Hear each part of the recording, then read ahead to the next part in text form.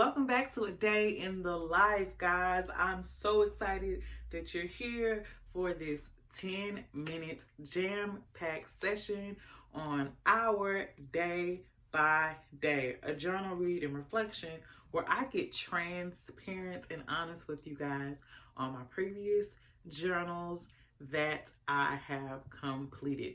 If you're new to this space, hey, and welcome. And if you're returning, welcome back. I got something good in store for you guys. So I know that you guys have been seeing my other videos, you've seen my vlogs, and some of you may know that I got a little one on the way. This is baby number 2, such a beautiful blessing. I mean, God works in the details. And he knows that I love a beautiful love story. And so he wrote mine so perfectly. I'm coming up on 2 years of marriage with baby number 2. This is an amazing blessing. And I just am so filled with so much joy. So of course, you're going to be watching this video, but by now I have delivered. And I will share some of those beautiful moments with you guys later. But let's talk about how I even got to this place. I mean, what's the point of reverse engineering your vision and revolutionizing your life if you can't help bring somebody along the journey?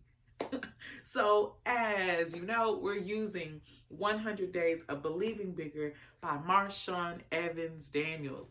It's an amazing journal devotional that really transformed my life and brought me into this space of being able to welcome in my new little one. So let's get into it. We're talking about identity today. Now, this is going to be so great because when I reread this journal reflection for myself, I just celebrated my 30th birthday in October and I was having an identity crisis. I was reflecting and thinking about all the things I hadn't done. I was focusing on perfection and forgetting my own values. So the girl was not making value-based decisions. She didn't take her own advice. But God said, skirt, rewind, and bring it back to all that I have put in you and who I have revealed you to be. And that's what identity is about. Every day, a different part of you is being revealed. And the earth, the world, everything in it has been waiting for the true revelation of you. You know, I love the power of words and language, and it's important that we speak to ourselves with love. So in that alignment, this portion is titled, You Are Incomparable. Let's look at the scripture. I praise you because I am fearfully and wonderfully made. Your works are wonderful. I know that full well. Psalm 139:14. This is the New International Version. This scripture, I know y'all have heard this when somebody asks, oh, how you doing? Oh, I am fearfully and wonderfully made. This is from that scripture. This is the ultimate affirmation, declaration, and manifestation. It is truly a promise from God to you about what he has created. You are fearfully and wonderfully made. Your works are wonderful, and you know that full well. Despite what you may be experiencing at this moment, despite what you have not completed, do know it is on its way. It's on the horizon. It's in the progress. It's in the process. It's in the evolution and the becoming that you come into the fullness and the revelation of who you are called to be. You're not late. You're not behind. Everything is right on time. So as I was mentioning earlier, my 30th birthday rolled around and I just started thinking about all the things that I hadn't done by 30. Which is ridiculous because your girl has done a lot. A lot. Like, a lot. Like, when I say I've literally accomplished things before 30 that I did not even know were possible for me, things that were never even on the table, things that I thought I never even prayed for. To be honest with you guys, in high school, a lot of friends and family didn't think that I would ever be the type to get married. They thought that I would be unhappy and extremely successful. People didn't see Black women having both like professional success and personal success at the same time. And I was able to shatter that myth and the glass ceilings associated with it at a very young age and be able to come into a fullness and walk into the beginning of a fullness of myself very, very early on.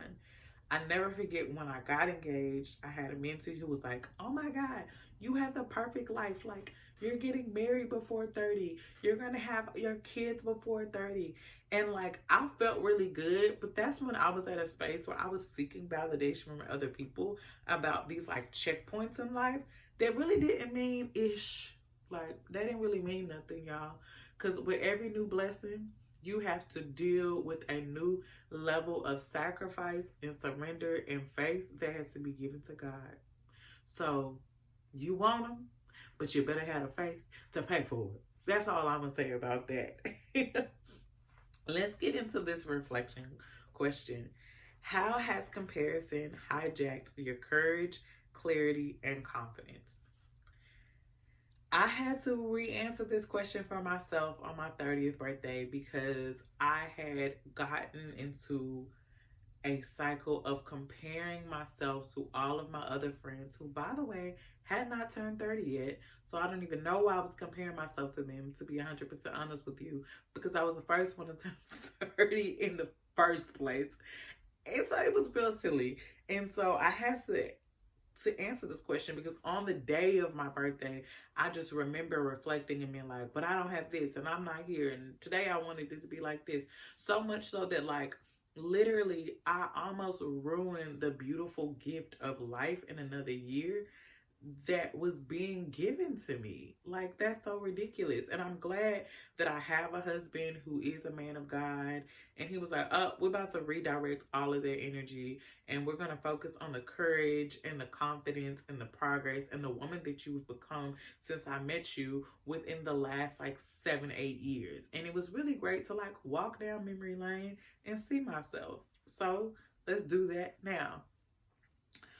All of this exclamation points when I see how someone else, even Marshawn, has navigated her life. It is very attractive, but then I compare and think of all I have not accomplished. Also, my clarity is skewed because I try to obtain what they have instead of what God has for me, as well as trying to do it the way others have done it. God has a unique vision to execute for me in a unique way that won't be the same as others. Most recently, I was trying to keep up on social media, creating new content with the fact, and I broke down because I was trying to keep up and it wasn't authentic to me, honestly. My confidence broke because I was limiting myself to what everyone else was doing. Y'all, I hope y'all know how honest and transparent I'm being and saying this. When you're in a cycle of comparison, you limit your own capacity. You also limit the vision that God has on your life. It's really difficult because there are a lot of coaches out here. There are a lot of guides. There's a lot of strategies, guides. There are a lot of strategies. There are a lot of tools. And we want the blueprint. But your blueprint and my blueprint are not going to be the same. That's why when I talk about reverse engineering your vision, I'm talking about reverse engineering your vision. And I may give you loose guidelines and ways in which you can like elevate your intention, but I will never dictate to you all how you should beat or overcome fertility or say this is exactly what you, this is the formula you need. Remember, in previous day by day journals, we chatted about the idea of being committed to a protocol doesn't leave room for God to move. So I want you guys to really get out of this idea of comparison and focus on the progress that you have made. Don't be so focused on the perfection or the things that you haven't done.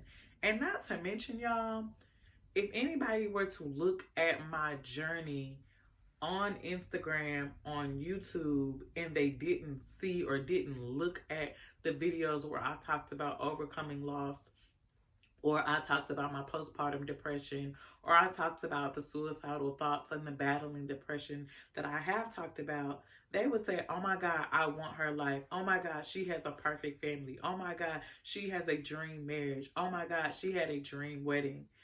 You have no idea what had to be paid for that person to walk in what they're walking in. So be extremely careful about praying for other people's lives, because you do not know. You have no idea what it is they had to go through, or the things they had to give up to even be there. And sometimes it's not worth it. It's not even that. I can speak for myself and say the surrenders and the sacrifice and the experiences that I have were all worth the glory and the goodness of God showing up in my life. But that's not everyone's situation. So I am going to cut this off right here. I hope that you all have enjoyed this space. I hope you're being blessed by my sharing. And until next time, I want to see you guys back on A Day in the Life. Bye.